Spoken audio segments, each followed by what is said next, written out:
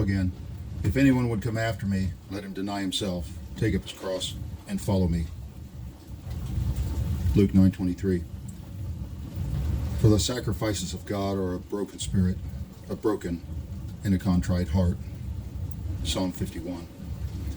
You know, we've had a number of celebrities become Christian over the years. Had some in recent times. We had Chuck Norris several decades ago.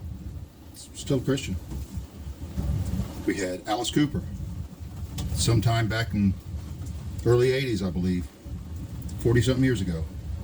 Still a Christian. But we've had a number in more recent times, and we're still watching and waiting. You see, becoming a Christian begins with repentance, and repentance is less of an event and more of a process. Let's look at Kanye West, for example. Man, when he announced he was a Christian, I was rooting for him. I was all over him, telling everybody, sharing stuff on social media and stuff. I was all for it, in support of him. I wasn't just accepting it, because I don't just accept it with anybody. Been on this road too long to do that. But I was supporting him. What do we see? Eventually, it all imploded very big. But that was visible ahead of time. Because you see, after Kanye West got saved, he went about his Christianity, forming it to what he was comfortable with, shaping it to his ego. Instead of being part of a church and submitting and learning and growing from those older in the Lord than he was, he had this recording studio and he had a bunch of people come in and they would sing and stuff on Sunday morning and all be happy. And it's still all centered around his shaping of it.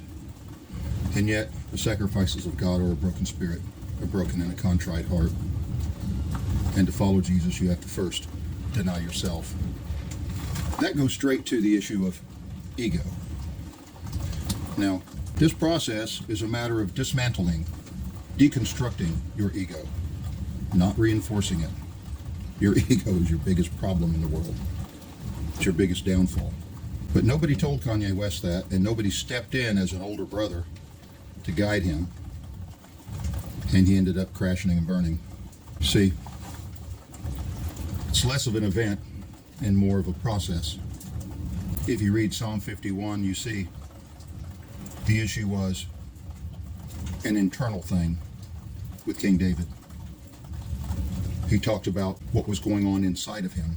It's a restructuring of your inner world, and that takes time, and that's done in layers like peeling an onion. Not something you rush into church, have loud praise music, lift your hands in the air, get a good feeling, and walk out thinking it's all better now. No. It's an everyday,